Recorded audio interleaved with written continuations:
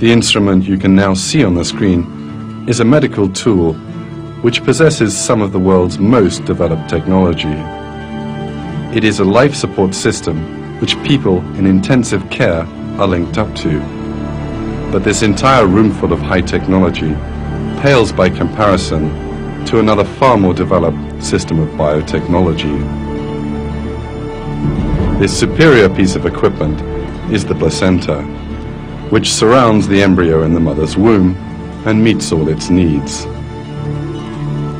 The placenta is like a kidney dialysis machine, a heart-lung machine, and an artificial liver.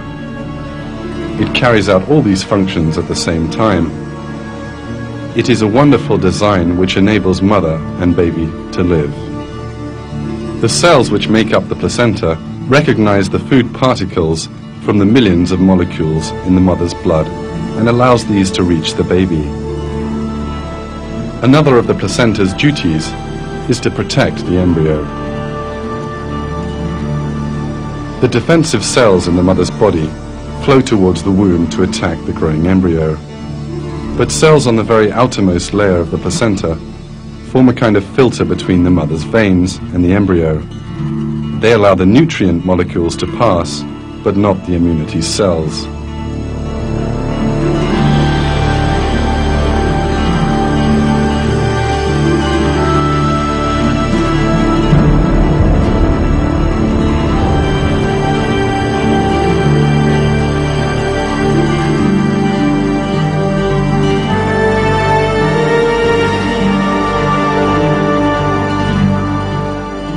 If the job of taking care of the growing embryo's needs had been given to a human being and not the placenta, then the embryo would not survive more than a few minutes.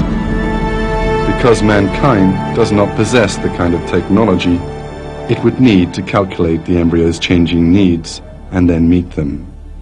The only piece of technology sufficiently sophisticated to carry out this function is the placenta.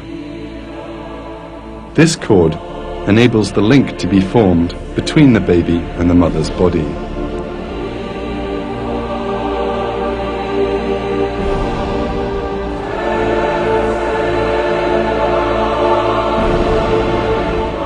This cord, which is cut and thrown away after birth, is in fact a true wonder of engineering and carries out vital tasks for 9 months.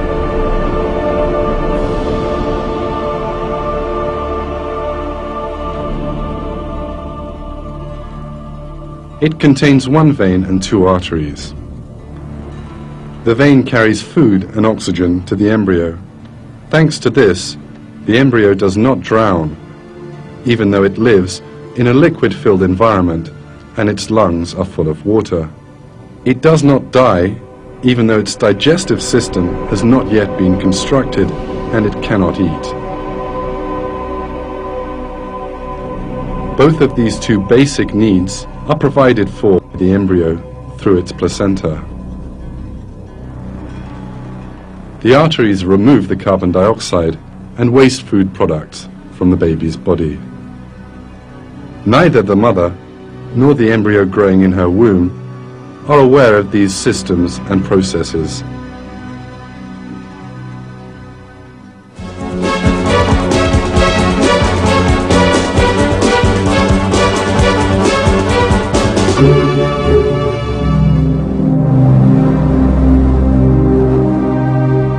As the months pass, the baby in the mother's womb takes shape and grows. It becomes ready to step into the outer world.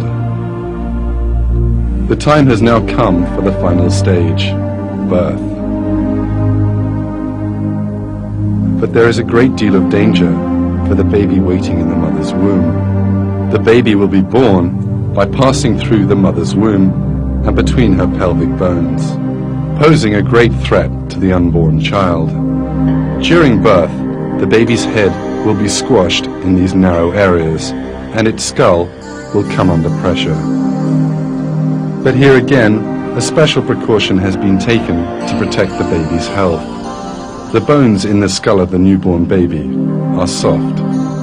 Furthermore, unlike those found in adults, the bones which make up the skull are not fused together. Thanks largely to this, the bones are able to slide onto one another during birth. The gaps between the bones stop the skull from being crushed during this process. In this way, the baby is born healthily, and its skull and brain come to no harm. In the months that follow, its skull will harden, and the baby will lead its life in a healthy way.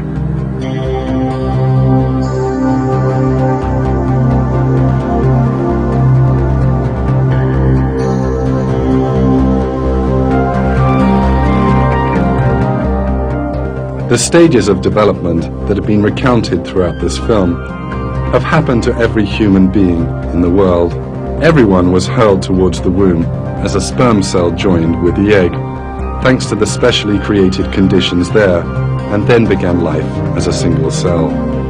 Even before they had the slightest idea of their own existence, God gave their bodies shape and created a normal human being from a single cell.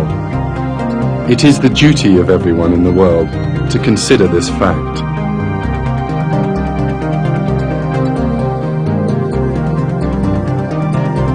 And your duty is to consider how you came to be, and to be grateful to God. Do not forget that our Lord, who created our bodies once, will recreate us after our deaths, and will hold us to account for the blessing He has bestowed upon us. This is very easy for Him. Those who forget their own creation and deny the afterlife are greatly deceived.